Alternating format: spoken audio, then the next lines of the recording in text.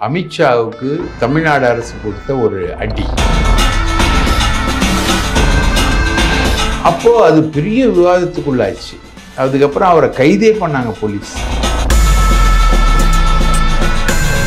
மிளகாய்பொடி வெங்கடேஷ் பேரே ஒரு மாதிரி புதுசா இருக்கு, வித்தியாசமா இருக்கு. நீங்க புஷ்பா படம் பார்த்துருக்கீங்கல்ல, அந்த புஷ்பா தான். 2 நாள் கூட ஆகல, அதுக்குள்ள தூக்கிட்டாங்க போலீஸ். அது மாதிரி ஒரு கைது. அது அமித்ஷா கொடுத்த அடி. அமித்ஷா தெரியும்ல, ஏற்கனவே பல குற்றச்சாட்டுகள் அமித்ஷா மேல இருக்கு.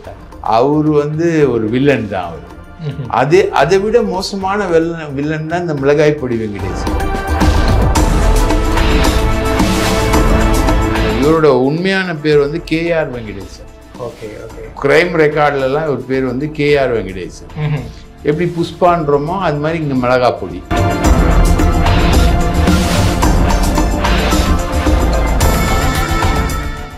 நியூஸ் டைம் நேயர்களுக்கு அன்பு கலந்த வணக்கம். ஒரு புதுவித லேட்டஸ்ட் நியூஸோட நம்ம கூட இணைஞ்சிருக்காங்க மூத்த பத்திரிகையாளர் திரு தாமோதரன் பிரகாஷ். அவங்க சமீபத்தில் நடக்கக்கூடிய அரசியல் சூழல்கள் பற்றி அவ்வப்போது நமக்கு அப்டேட்ஸ் கொடுத்துட்டு இருக்காங்க. அவங்க கூட தான் இன்னைக்கும் சந்திச்சு ஒரு முக்கியமான விஷயத்தை பற்றி கலந்துரையாட போகிறோம். சார் வணக்கம். வணக்கம் பிரான் யோகேஷ் அவர்களே, வணக்கம். ரொம்ப மகிழ்ச்சி சார். அதாவது ஒரு அப்டேட்ஸ் அப்படின்னா அவங்க கிட்ட அப்படியே டக்கு டக்குன்னு கொடுத்துக்கிட்டே இருப்பீங்க. இன்னைக்கு ஒரு புது தகவலோட வந்திருக்கீங்க. முன்னாடியே நம்ம ஒரு தடவை பேசியிருந்தோம். உள்துறை அமைச்சர் அமித்ஷாவை ஒரு குற்றச்சாட்டப்பட்ட ஒரு நபர் போய் சந்திச்சு போட்டோ எடுக்கிறாரு, இது சர்ச்சை ஆயிட்டு இருக்கு அப்படின்னு நம்ம சாதாரண மனுஷங்களுக்கே அது தெரியுது. மேபி பாஜகவை சார்ந்தவங்க இது அவங்களுக்கு எடுத்து சொல்லலையா, இல்ல வாண்டடாவே கூட்டிட்டு போய் நிக்க வச்சு போட்டோ எடுத்தாங்களான்னு தெரியல. மிளகாய்பொடி வெங்கடேஷ் பேரே ஒரு மாதிரி புதுசா இருக்கு, வித்தியாசமா இருக்கு. யாரு சார் அவர் மிளகாய்பொடி வெங்கடேஷ்? எதுக்காக அந்த பேர் வந்தது? அவரை பத்தி கொஞ்சம் சொல்லுங்களேன். முதல்ல நான் சொல்றேன்னா, இது அமித்ஷாவுக்கு தமிழ்நாடு அரசு கொடுத்த ஒரு அடி. செக்மேட்னே வைக்கலாம். செக்மேட்னே சொல்லலாம். அதாவது ஏற்கனவே ஆருத்ரா மோசடியில சம்பந்தப்பட்ட ஒருத்தர், அவரை நம்ம அமர் பிரசாத் ரெட்டியும் அண்ணாமலையும் பிரைம் மினிஸ்டரை வரவேற்கிற கமிட்டியில போட்டாங்க. அப்போ அது பெரிய விவாதத்துக்குள்ளாச்சு. அதுக்கப்புறம் அவரை கைதே பண்ணாங்க போலீஸ். இப்போ அதே மாதிரி ஒரு கைது இப்போ அமித்ஷாவை சந்திச்ச 2 நாள் கூட ஆகல. 2 நாள் கூட ஆகல, அதுக்குள்ள தூக்கிட்டாங்க போலீஸ். அது மாதிரி ஒரு கைது. அது அமித்ஷா கொடுத்த அடி. இல்ல, இது மாதிரிலாம் பண்றதுனால அவங்க மேல இன்னும் கோபத்தை அதிகரிக்கிற மாதிரி இல்லைங்களா? இல்ல, அதாவது நீங்க எவ்வளவு கேவலமா இருக்கீங்கன்றத காட்டுறது. அவங்க லாங்குவேஜ்லயே சொல்ற மாதிரி. அவங்க லாங்குவேஜ்லயே சொல்ற. அமித்ஷா தெரியும்ல, ஏற்கனவே பல குற்றச்சாட்டுகள் அமித்ஷா மேல இருக்கு. ரைட்டுங்களா? அவரு ஒரு வில்லன் தான். அவரு அதை விட மோசமான வில்லன் தான் இந்த மிளகாய்பொடி வெங்கடேசன். நீங்க புஷ்பா படம் பார்த்துருக்கீங்கல்ல, அந்த புஷ்பா தான். ரியல் லைஃப் அதே கேரக்டர் தான். செம்மர கடத்தல், அதை தூக்கி போட்டு கடத்துறது, துப்பாக்கி வச்சு மிரட்டுறது, மொத்தம் 60 கேஸ் இருக்கு.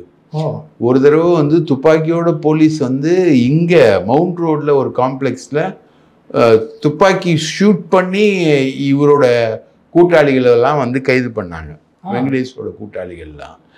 இவர் என்ன பண்றாரு, இவர் வினோஜ் பி செல்வம் சொல்லிட்டு ஒரு பாஜக பிரமுகர், அவரோட நட்பாகிறாரு. ரோகிணி தேட்டர் அவரோட நட்பாகிறாரு. அவரோட எல்லாமா பழகுறாரு. பழகி பார்த்தீங்கன்னா திடீர்னு அண்ணாமலை பீரியட்ல ஓபிசி ரவுடிகள்லாம் சேர்றாங்கல்ல, அந்த டீம்ல இவர் சேர்றாரு. ஓபிசி பிரிவு தலைவர் ஆகிறாரு. இவருக்கு ஏன் இந்த மிளகாய்பொடி வெங்கடேசன் பேர் வந்ததுன்னா, அவங்க அம்மா அங்க இருந்த மார்க்கெட்ல, காரனோடைய மார்க்கெட்ல மிளகாய்பொடி வித்தவங்க. காரனோடை இங்க ரெட் ஹில்ஸ் பக்கத்துல காரனோடைய மார்க்கெட்ல மிளகாய்பொடி வித்தவங்க. இவரு மிளகாய்பொடி விற்கிற அந்த கடையில இருப்பாரு. இதுதான் அவரோட சைல்ட்ஹுட். மிளகாய்பொடிக்காரரோட பையன் அப்படிங்கறதுனால மிளகாய்பொடி வெங்கடேசன். இவரோட உண்மையான பேர் கேஆர் வெங்கடேசன். கிரைம் ரெக்கார்ட்ல எல்லாம் ஒரு பேர் கேஆர் வெங்கடேசன். எப்படி புஷ்பான்றோமோ அது மாதிரி இங்க மிளகாய்பொடி. இந்த மிளகாய்பொடி ஆந்திராவுக்கு போகுது. இங்க ஒரு ரவுடிசத்தோட டாமினேஷன் வியாசர்பாடி, அதை தொடர்ந்து செங்குன்றம், காரனோடை, இந்த பகுதியிலலாம் ஒரு பர்டிகுலர் கேஸ்ட், சவுத்தில் இருக்கக்கூடிய ஒரு கேஸ்ட். அந்த கேஸ்டோட ரவுடிசம் மேலோங்குது. இவரும் மேலோங்குறாங்க. அவங்களுக்கு எல்லாருக்குமே முக்கியமான தொழில் என்னன்னா செம்மரம். செம்மரம் வந்து உங்களுக்கு ஜப்பான் உட்பட அந்த நாடுகள்ல வந்து மிக அதிக விலைக்கு போகுது. இங்க 100 ரூபாய் போற செம்மரம் வந்து அங்க 10,000 ரூபாய். அதனால எப்படியாவது இந்த கப்பல் மூலமா ஏத்தி அனுப்பிச்சிருவாங்க. அப்போ ஆந்திரால தான் செம்மரம் விளையுது. ஆந்திரால இருந்து அப்படியே வந்து ரெட் ஹில்ஸ் வழியா வந்து வியாசர்பாடியிலேருந்து பாரிஸ் குடோன்லேருந்து கப்பலுக்கு. இதுதான் இவங்களுடைய நெட்வொர்க். இந்த செம்மர கடத்தல் டீம் வந்து பார்த்திங்கன்னா வியாசர்பாடியில் ரவுடிசம் அதிகமாக இருக்கிறதுக்கு காரணம் இந்த செம்மர கடத்தல் டீம் தான் பெரிய அளவுக்கு. இவங்க ஆந்திராவோடைய லிங்க் ஆகுறாங்க. ஆந்திராவில் பல பேரோட லிங்க் ஆகுறாங்க, பல பேர்களில் லிங்க் ஆவாங்க, பல தாதாக்கள் டான்கள் உருவாவாங்க. அதில் ஒரு டான் வந்து கீழேருந்து வந்தவர் தான் அண்ணன் கேஆர் வெங்கடேஷ். அவர் கட்டியிருக்க வீடை பார்த்தீங்கன்னா பல ஏக்கர் பரப்பில் கட்டியிருப்பார். வீட்டுக்குள்ளே எல்லாமே இருக்கும். ஸ்விம்மிங் பூல்லேருந்து உங்களுக்கு இல்லாத நவீன ஃபெசிலிட்டிஸே இருக்காது. அவ்வளோ பெரிய வீடு வந்து காரனுடைய பக்கத்து கட்டி வச்சிருக்காரு. அங்கே தான் எல்லா டீலிங்கும் நடக்கும். இவர் மேலே இல்லாத கேஸே கிடையாது. 60 கேஸ் அங்கே. அது இல்லாமல் வந்து பார்த்தீங்கன்னா அந்த ஏரியாவில் ரவுடிசம் கம்ப்ளீட்டா ஆயுதம் வச்சிருந்தது, இந்த மாதிரி நிறைய கேசஸ் வந்து அவர் மேல இருக்கு. ஒரு அரசியலுக்கு வந்த அப்புறம் பாத்தீங்கன்னா பிஜேபி ஆளா வந்து பறக்கும் படை தேர்தல் சமயத்துல பறக்கும் படை வழக்கமா இவர் வீட்டுக்கு போய் சோதனை போட்டு தான் போவோம். அவ்வளவு பணத்தை அவர் வச்சிருப்பார். Multimillionaire. அவர்கிட்ட இல்லாத பணமே கிடையாது. ரைட்டா?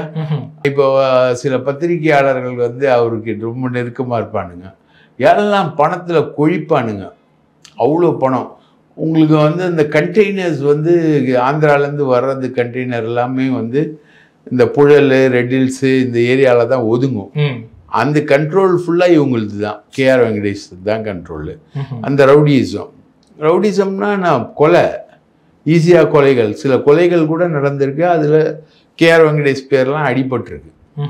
அந்த மாதிரி ஒரு ஆள். இவர் போயிட்டு அமித்ஷாவோட ஃபோட்டோ எடுக்கிறதோட மட்டும் இல்லை, அதை வந்து ஆவடி போலீஸுக்கு, தெலுங்கானா போலீஸுக்கு, ஊரில் இருக்க எல்லா போலீஸுக்கும் ட்விட்டரில் டேக் பண்ணுறாரு.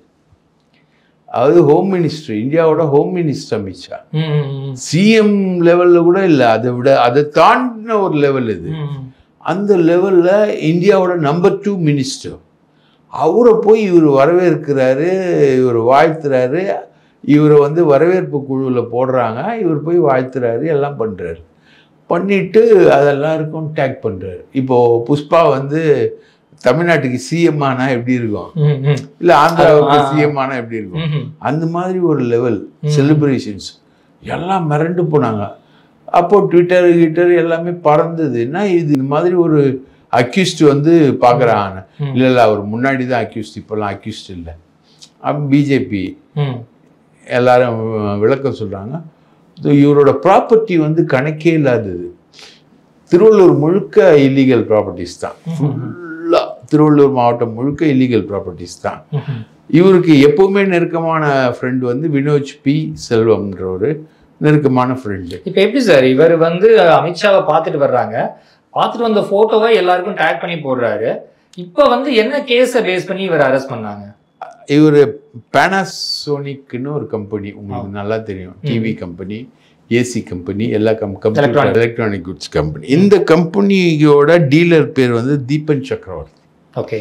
இவர் வந்து கணபதி லால் அப்படின்றவருக்கு 50 லட்சம் ரூபாய்க்கு பொருள் சப்ளை பண்றாரு. ரைட்டா?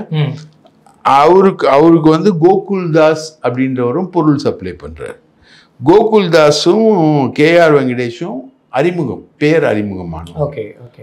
அப்போ கோகுல்தாஸ் சொல்றாரு தீபன் சக்கரவர்த்தி கிட்ட கணபதி லால் வந்து துட்டு கொடுக்க மாட்டேன்றாரு, நம்ம வந்து கேஆர் வெங்கடேஷ் கிட்ட சொன்னார்னா அவர் வசூல் பண்ணி கொடுத்துருவாரு அப்படின்னு. சரின்னு சொல்லிட்டு இவங்க போயிட்டு கேஆர் வெங்கடேஷ் கிட்ட பேசிட்டு, நீங்கள் 50 லட்சம் ரூபாய் வசூல் பண்ணீங்கன்னா 5 லட்சம் ரூபாய் நீங்கள் எடுத்துக்கோங்க. பர்சன்டேஜ் பேசிஸ்ல. ஆமாம், 10% பேசுகிறாங்க. வராத காசுக்கு யார் வாங்கி கொடுத்தாருன்னா இருக்குன்னு, சரி 5 லட்சம் ரூபாய் நீங்கள் எடுத்துக்கோங்க. சும்மாவே இவர் எந்த இன்வெஸ்ட்மெண்ட்டும் பண்ணல. யார்? நம்ம கேஆர் வெங்கடேஷ். சும்மாவே வாங்கி கொடுக்குறேன்னு சொல்லிட்டு பண்ணுறாரு. 1 லட்சம் ரூபாய் அட்வான்ஸ் வாங்குறாரு. வாங்கிட்டு கணபதி லால் கிட்ட வாங்கி தரேன்னு சொல்லிட்டு ஒரு கட்டத்தில் இவர் என்ன பண்ணுறாரு, எல்லாம் மீறி கணபதி லாலோட சேர்ந்து இவங்கள மிரட்ட ஆரம்பிச்சிட்டார். யார்கிட்ட பணம் வாங்கணுமோ அவர் கூட க்ளோஸ் ஆயிட்டு இவரை எகெயின்ஸ்டா மாத்திட்டாங்க. அப்போ தீபன் சக்கரவர்த்தி இவர் அமித்ஷாவெல்லாம் பார்த்த உடனே மிரண்டு போயிட்டார். அவங்க எல்லாமே நார்த் இந்தியன் தானே, அவங்களுக்கு தெரியும் அமித்ஷானா யாருன்னு. அவங்க மிரண்டு போயிட்டு, சார் இந்த மாதிரி ஏமாத்தி விட்டார் சார் இவன். அமித்ஷாவெல்லாம் பார்த்துட்டு இப்போ டேக்லாம் போட்டு இன்னும் நாங்கள் கொடுத்த காசு 1 லட்ச ரூபாய் அவர் கொடுத்துருக்காரு. 1 லட்ச ரூபாய் வந்து காணாமல் போயிடுச்சு சார். அது இல்லாமல் அந்த கணபதி லாலோட சேர்ந்து அவன் ஏற்கனவே எங்களுக்கு 50 லட்ச ரூபாய் தரணும், அவன் கேஆர் வெங்கடேஷ் மிரட்டுறார் சார் அப்படின்னு அவர் புகார் கொடுத்த உடனே ஆவடி காவல் நிலையத்தில் ஆவடி சிசிபியில் கொடுக்குறாங்க. அப்போது ரெடில்ஸோட ஏசி அவர் பேர் வந்து ராஜா ராபர்ட், அவர் போய் அண்ணனை கொத்தா காலையில் தூக்கிட்டு வந்துட்டார். விடிய காலையிலே போயிட்டு இன்னைக்கு காலையில் தூக்கிட்டு வந்துட்டு உட்கார வச்சுட்டாங்க. புஷ்பாவை லாக்கப்பில் உட்கார வச்சுட்டாங்க. இப்போ இது அடுத்த கட்டமாக எப்படி சார் நகரும்? இது வந்து அரசியல் ரீதியிலான பழிவாங்கல் அப்படின்னு பிஜேபி வந்து குற்றச்சாட்டு வைப்பாங்க. அதான் வினோஜ் பி செல்வம் மாதிரி ஆட்கள்லாம் இருக்காங்கல்ல, அவங்க எல்லாருமே குற்றச்சாட்டு வைப்பாங்க. அரசியல் ரீதியிலான பழிவாங்க அமித்ஷாவை சந்திச்சதுனால இந்த மாதிரி தமிழ்நாடு வைக்க வச்சு அரெஸ்ட் பண்றாங்க. தமிழ்நாடு கவர்மெண்ட் என்ன கேக்குது, போலீஸ் என்ன கேக்குது, அமித்ஷாவை சந்திக்கலாம்யா, அமித்ஷாவை யார் சந்திக்கணுன்றதுக்கு ஒரு இது இல்லையா? நீங்க வந்து ஏற்கனவே ஆருத்ரா மோசடியில் சம்பந்தப்பட்ட ஒருத்தர் வந்து பிரைம் மினிஸ்டர் வரவேற்கிற கமிட்டிலேயே போட்டு வச்சிருந்தீங்க, ரைட்டா? இன்னொருத்தன் ஆர்கே சுரேஷ்னு ஒருத்தன் நடிகர், ஆண்ட பரம்பரடா அப்படின்னு சொல்லிட்டு பசும்பொன் முத்துராமலிங்க தேவர் சமாதியிலே அண்ணாமலைக்கு முத்தம் கொடுத்து வருங்கால முதல்வர் அண்ணாமலை அப்படின்னு சொல்லிட்டு கூவிக்கிட்டு இருந்தான். அந்தோட கண்டினியூஸ் சென்ஸ் வந்து ஆம்ஸ்ட்ராங் கூட அதில் பஞ்சாயத்து பண்ணாருன்னு சொல்லிட்டு கடைசியில் ஆம்ஸ்ட்ராங்கோட படுகொலையும் நடந்தது. இந்த மாதிரி இருக்கக்கூடிய ஒரு ஆளை புஷ்பாவை நீங்க வந்து அமித்ஷாவை சந்திக்க வைக்கிறாரு அப்படின்னா, அமித்ஷா ஒரு விதத்துல புஷ்பா அவரும் கீழே இருந்து வந்தவர் தான், ரைட்டா? அப்போ இனம் இனத்தோட சேருதா அவங்களுது? இல்ல இப்ப தமிழக அரசோட நிலைப்பாடு என்ன? அதாவது இந்த மாதிரி குற்றம் சாட்டப்பட்டவர் வந்து ஒரு அரசு உயர் அதிகாரிய ஒரு இந்திய தேசத்தோட உள்துறை அமைச்சரை சந்திச்சதை நாங்க வந்து இந்த மாதிரி இது பண்றோம் அப்படிங்கிற மாதிரி சொல்ல வர்றாங்களா? அதாவது புகார் வந்தது, அவங்க சிம்பிள். தீபன் சக்கரவர்த்தி புகார் கொடுத்தாரு, புகார் இருக்கு, கணபதி லால் வந்து காசு தரணும், காசு தர வேண்டியது இருக்கு, இவங்க கிட்ட வந்து பேசினதுக்கு ஆதாரம் இருக்கு, 1 லட்ச ரூபாய் கொடுத்ததுக்கான ஆதாரம் இருக்கு. இவர் வாங்கி தராம கணபதி லாலோட சேர்ந்து இவங்களையே தீபன் சக்கரவர்த்தி டீமையே மிரட்டின ஆதாரங்களும் இருக்கு. அதுக்கான டீலிங்ஸ், போன் பேச்சு உரையாடல், டேப்பு கீப்பு எல்லாமே இருக்கு, அவங்க கொடுக்குறாங்க. நீ யார் அவனா சந்திச்சுக்கப்பா, ஐநா சபை செயலாளரை கூட சந்திச்சுக்கப்பா, நீ கட்டிங் வாங்காம இரு. கட்டிங் வாங்கிங்கன்னு இதையும் செஞ்சீங்கன்னா அதையும் செஞ்சீங்கன்னா என்ன அர்த்தம்? இதுக்கு கேடயம் வந்து அதுவா? நான் இன்ஃப்ளூயன்ஸரா இருக்கேங்கிறத காவல்துறைக்கே காட்டுறாரு அவரு. ஆமா, இது வந்து அமித்ஷாக்கு ஒரு பாடம். தமிழ்நாடு பிஜேபி எவ்வளோ கேவலமா சீரழிஞ்சு போயிருக்கு, இங்க இருக்கிறவங்கலாம் என்ன வேலை பண்ணிட்டு இருக்காங்க, ரைட்டா? இந்த மாதிரி ரவுடி பசங்களை எல்லாரையும் கட்சியில் சேர்த்தார் அண்ணாமலைன்னு ஏற்கனவே ஒரு சார்ஜ் இருக்கு. நெடுங்குன்றம் சூர்யா இந்த மாதிரி நிறைய பேரை வந்து சேர்த்தாங்கன்னு இது இருக்கு. இல்ல பொதுவா பிஜேபி சொல்றதே வந்து ஒரு விஷயம், தமிழக அரசியல்ல குற்றவாளிகளின் கூடாரமா தான் அரசியல் தலைவர்கள் இருக்காங்க அப்படிங்கிற மாதிரிலாம் குற்றச்சாட்டு வைப்பாங்க. அப்படி சொல்றவங்க கட்சியில புதுசா வர்றவங்களே குற்றச்சாட்டு ஈடுபட்டவங்களையா அவங்க சேர்த்துட்டு இருக்காங்க. இவங்க வந்து தமிழக அரசோட லா அண்ட் ஆர்டரை கேள்வி கேட்பாங்க. லா அண்ட் ஆர்டரை பிரேக் பண்றதே கேஆர் வெங்கடேசன் மாதிரி ஆட்கள் தானே. அதாவது ஒரு லா அண்ட் ஆர்டரை ஒரு இடத்துல யார் பிரேக் பண்ணுவான்? ஒரு ரவுடி பையன் தான் நார்மலா போற ரோட்ல பிரச்சனையை பண்றது யாரு? ஒரு ரவுடி பையன் தான் பண்ணுவான். அந்த ரவுடி பையன் எங்க இருக்கான்னு பாத்தீங்கன்னா பிஜேபியில இருக்கான். அப்போ தமிழகத்துல சட்டம் ஒழுங்கை கெடுக்கிறது யாரு? பிஜேபி தானே. அதுதானே இது உதாரணம். ஒரு உள்துறை அமைச்சரையே வரவேற்கிற அளவுக்கு போறானா ஒருத்தன், 60-70 கேஸ் இருக்கிறவன் போய் வரவேற்கிறான்னா, அப்போ உங்க கட்சியுடைய ஒழுக்கம் என்ன? உங்க கட்சியோட நிலை என்ன? உங்க கட்சி எதை சொல்லுது?